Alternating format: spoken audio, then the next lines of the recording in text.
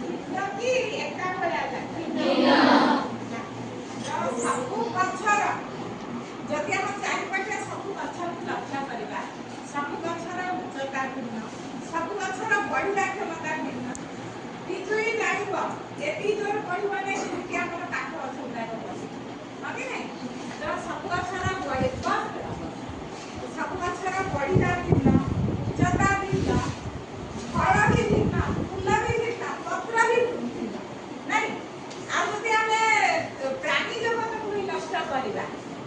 ଜନ୍ଦା ପିମ୍ପୁଡ଼ି ଗୋଟିଏ ଜାତିର ପ୍ରାଣୀ ନାଇଁ ନଦୀପଥ ଜାତିର କିନ୍ତୁ ଜନ୍ଦା ପିମ୍ପୁଡ଼ି ସରପା ବୁଢ଼ିଆଣୀ ସବୁ ଗୋଟିଏ ଜାତିର ହେଇଥିଲେ ମଧ୍ୟ ତାଙ୍କ ଭିତରେ ବି ଭିନ୍ନତା ଦେଖାଯାଏ। ତ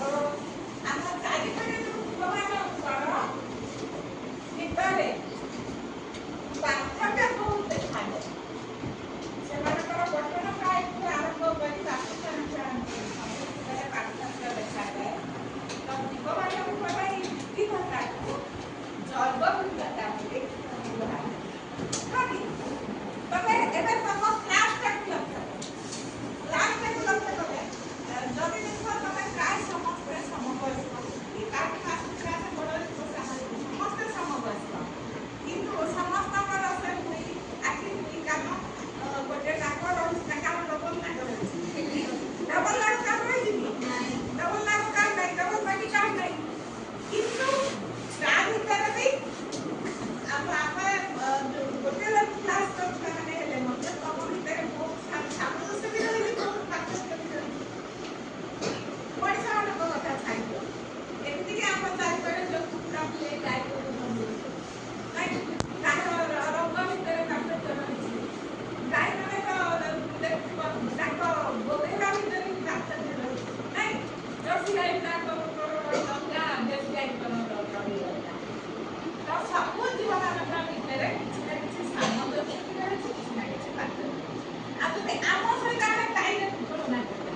ସେ ଚାରିପଟେ ଆମେ ଆମେ କି କରିବା ହଁ କି ନାହିଁ ତାର ମେରୁଦଣ୍ଡଟା ପୁରୁଷ କେମିତି ରହିଛି ସମାନ୍ତର ରହିଛି କିନ୍ତୁ ଆମ ମେରୁଦଣ୍ଡ ଆମେ ଦୁଇ ପାଦରେ ଚାଲୁଛେ ଆମ ମେରୁଦଣ୍ଡଟା ଭୂପୃଷ୍ଠ ଲମ୍ବ ରହିଛି ହଁ କି ନାହିଁ ଆମର ଦୁଇ ପଦ ଚାଲି ଆଉ ସଳଖ ଟାଣି କିନ୍ତୁ ଗାଈଟା ହେଉଛି 24 ପଦ ଟାଣି ଚାରିପଟିଆ ଚାଲିଛି ତାର ମେରୁଦଣ୍ଡଟା ଭୂପୃଷ୍ଠ ସମାନ୍ତର ହେଇକି ରହିଛି ତ ଅନେକ ପାର୍ଥକ୍ୟ ଜୀବଜଗତ ଭିତରେ ଦେଖାଯାଏ। ମୁଁ ତମ ସ୍କୁଲରେ ବହୁତ ପୂର୍ବରୁ ଯେତେବେଳେ କରୋନା ପିରିୟଡ଼ ଚାଲିଥିଲା ସେତେବେଳେ ଗୋଟେ ଭିଡ଼ିଓ କରିଥିଲି